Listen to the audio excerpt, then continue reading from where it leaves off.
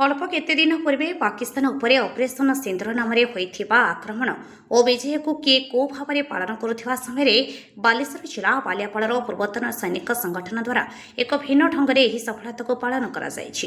ଏହି ପରିପ୍ରେକ୍ଷୀରେ ଗ୍ରୀଷ୍ମ ପ୍ରବାହରେ ତ୍ରସ୍ତ ବାଲିଆପାଳବାସୀଙ୍କୁ ଯତ୍କିଞ୍ଚିତ ନିସ୍ତାର ଦେବା ପାଇଁ 20 ତାରିଖ ମଙ୍ଗଳବାର ପୂର୍ବାହ୍ନରେ ସଂଗଠନ ଦ୍ୱାରା ବାଲିଆପାଳ ବ୍ଲକ ଛକଠାରେ ଜଳ ସେବାର ଆୟୋଜନ କରାଯାଇଥିଲା।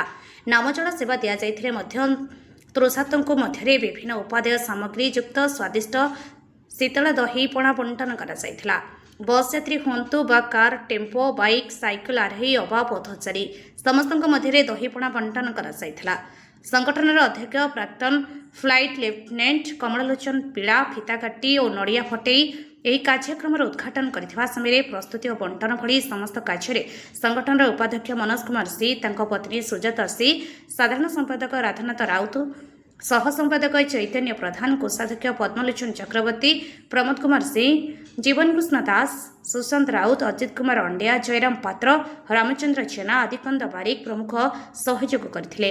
ପ୍ରକାଶଯୋଗ୍ୟ ଯେ ସୈନିକ ସଂଗଠନ ସହ ବାଲିଆପାଳ ବରିଷ୍ଠ ନାଗରିକ ପରିଷଦର କୁଞ୍ଜକାନ୍ତ ପାତ୍ର, ଶ୍ରୀହରିଚରଣ ମଣ୍ଡଳ, ସନ୍ନ୍ୟାସୀ ବେହେରା ଓ ବୀରମାଧବ ଦାସ ମଧ୍ୟ ଏହି ପୁଣ୍ୟ କାର୍ଯ୍ୟରେ ସହଯୋଗ କରିଥିଲେ।